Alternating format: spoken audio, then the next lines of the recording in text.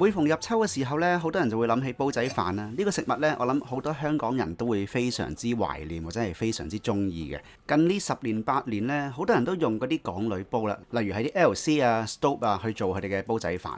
開始呢，就好多人忘記以前嘅瓦煲呢，就嗰一種嘅煲仔飯呢，先至係最傳統最靚。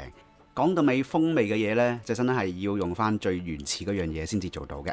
不論你個煲幾多千蚊都好，都唔會及呢個12個半一隻嘅煲咁有味道。我哋今集呢係會示範下點樣去將一隻瓦煲呢，去令到佢用得耐啦，又唔會容易漏水啦，又唔會容易爆嘅。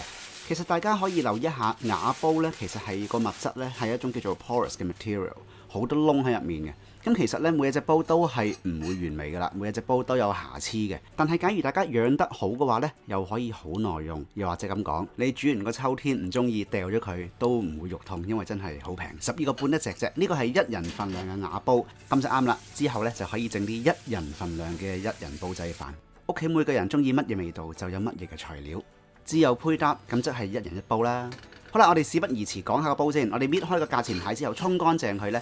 其實呢，第一步就係要將佢養水。其實係乜嘢意思呢？就係將個煲浸喺清水裡面浸過夜，目的呢係要令到個物料呢係索飽我哋嘅水分。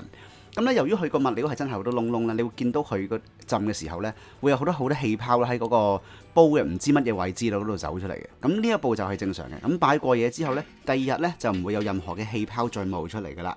咁呢個時候呢，我哋嘅煲就完成咗 part 1啦。咁 part 2呢，就係要將佢乾一乾個面，索一索先。咁我哋擺佢個零鐘頭啦，等佢個水分係乾咗啦，索翻入去之後呢，咁就可以搽油。咁呢一步呢係 optional 嘅。咁假如你覺得喂，我個煲索夠水就夠啦，咁我哋可以做呢個叫做煲米嘅動作，或者係煲粥嘅動作。咁但係搽油呢，係會令到佢嗰個防漏或者係佢個耐用性呢會更加好，會提高咗好多嘅。你都會發現啦，喂，屌啲咁嘅煲呢都幾煩啊！10零蚊一隻，又要搞咁多嘢，又翻到屋企唔可以即刻用，咁冇計啊！呢啲咁嘅 cheap 嘢呢，就係要養佢先至可以用得耐，或者係先至可以用得到。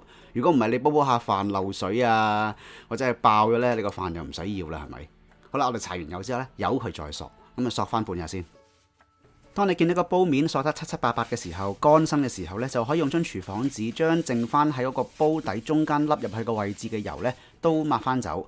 然之後呢，抹翻煲邊，假如你搽咗油個位置呢，都可以抹一抹。煲柄當然要抹啦。好啦，搞掂之後呢，我哋就可以做一個叫做 additional 嘅動作，就話俾少少澱粉去封埋佢入邊啲窿窿佢。咁就用少少個米啦，少少個水啦，你當煲粥又好，煲呢個濕飯都好。咁呢就記得開火嘅時候呢，係用個細火去煲，唔好用大火扯。大火扯呢，有機會會將嗰個煲嘅物料係扯爆嘅。咁所以就記得嚇，有個慢火開始加熱。你中意快嘅，咁就可以慢慢中火大火咁加上去，加到佢滾起嘅時候呢，就可以冚蓋收翻咗個細火，煮到佢糊晒啦，變到粥咁嘅樣呢，咁就可以啦。熄火焗一晚，搞掂。多謝收睇今集嘅唔熟唔食，我哋下次不如整下煲仔飯，整啲簡單平民貼地嘅嘢。喜歡嘅網友請你要讚好 CLS 追蹤 Instagram 同埋 Facebook，我哋下次再見啦，拜拜。